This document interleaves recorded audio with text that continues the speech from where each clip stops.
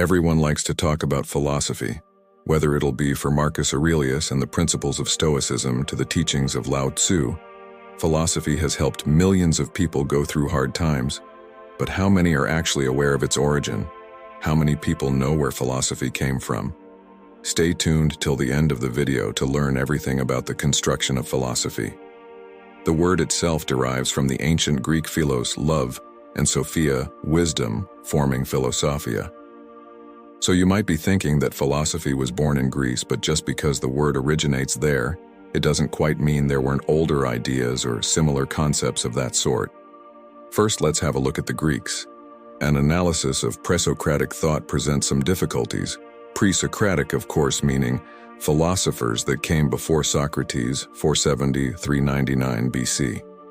First, the texts we are left with are primarily fragmentary, and sometimes, as in the case of Anaxagoras, we have no more than a sentence's worth of verbatim word.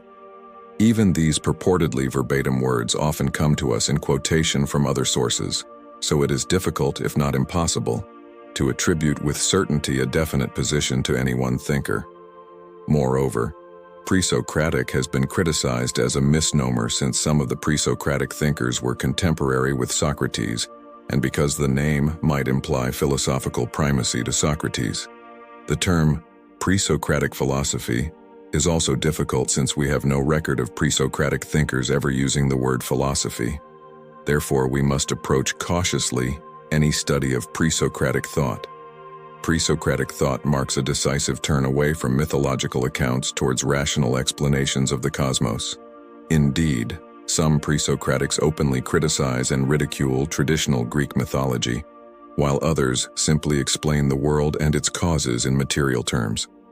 This is not to say that the Presocratics abandoned belief in gods or things sacred, but there is a definite turn away from attributing causes of material events to gods, and at times a refiguring of theology altogether. The foundation of pre-Socratic thought is the preference and esteem given to rational thought over mythologizing. This movement towards rationality and argumentation would pave the way for the course of Western thought.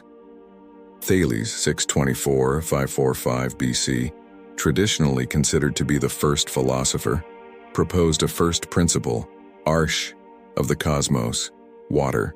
Thales held water to be a primal source for all things, perhaps of the whole world.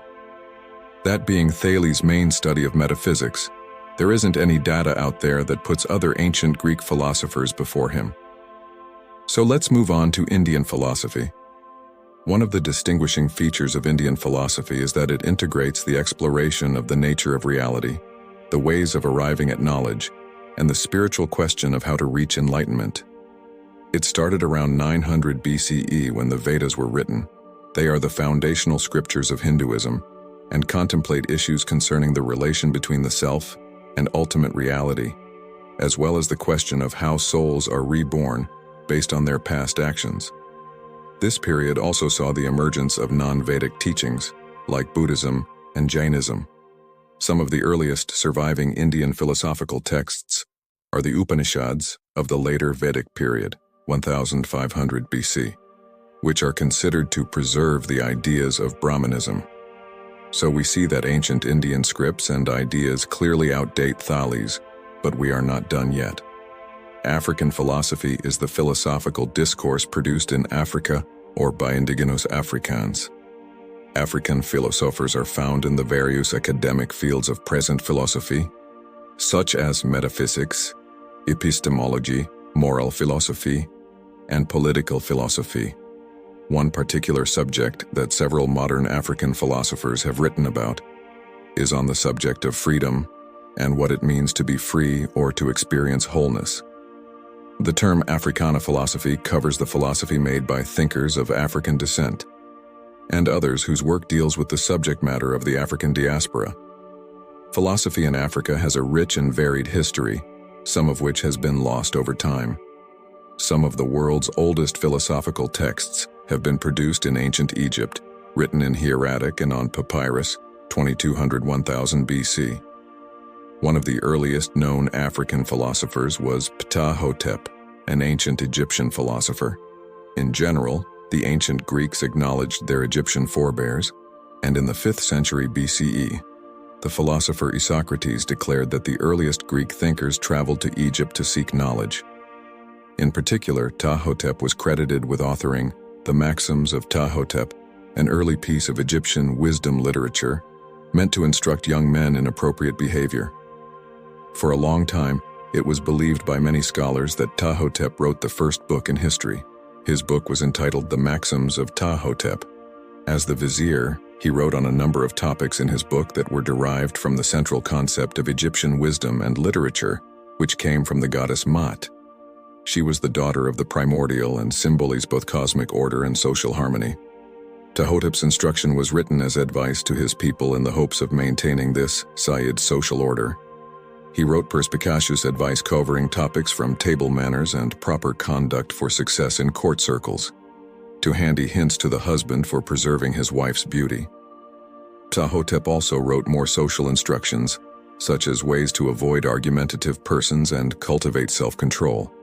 Ptahhotep's grandson, Ptahhotep Chefi, is traditionally credited with being the author of the collection of wise sayings known as the Maxims of Ptahhotep, whose opening lines attribute authorship to the vizier Ptahhotep, instruction of the mayor of the city, the vizier Ptahhotep, under the majesty of King Isesi. They take the form of advice and instructions from a father to his son and are said to have been assembled during the late Old Kingdom. Keep in mind we are talking about a period 4,500 years ago from now. A noteworthy mention should also be given to Zarathustra, Zoroaster, who appeared in Persia at some point during the period 1700–1800 BC. His wisdom became the basis of the religion Zoroastrianism and generally influenced the development of the Iranian branch of Indo-Iranian philosophy. Zarathustra was the first who treated the problem of evil in philosophical terms. He is also believed to be one of the oldest monotheists in the history of religion. He espoused an ethical philosophy based on the primacy of good thoughts, good words, and good deeds. Unfortunately, Chinese philosophy doesn't extend far beyond Confucius, 551–479 BC. So we can see that the word philosophy comes from ancient Greece, but virtue, ethics, cosmology, and various other subjects were established long before Thales was born. Thanks for sticking to the end of this journey to uncover the origin of philosophy.